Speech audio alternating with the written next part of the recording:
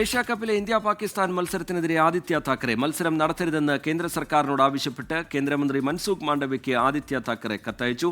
ശ്രീനാഥ് ചന്ദ്രൻ വിവരങ്ങളുമായി മുംബൈയിൽ നിന്ന് ചേരുന്നുണ്ട്. ശ്രീനാഥ്, എന്താണ് ആദിത്യ താക്കറെയുടെ ആവശ്യം? കത്തിന്റെ ഉള്ളടക്കം എന്താണ്? വിവരങ്ങൾ ശ്രീനാഥ്.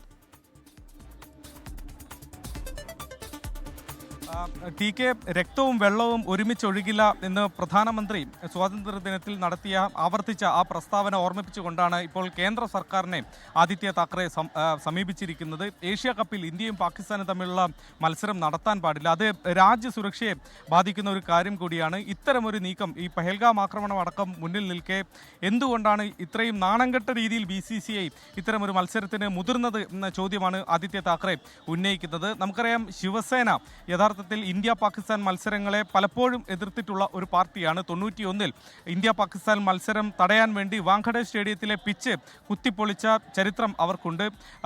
പിന്നീട് ഡൽഹിയിലും സമാനമായ സംഭവം 99-ൽ ആവർത്തിച്ചു.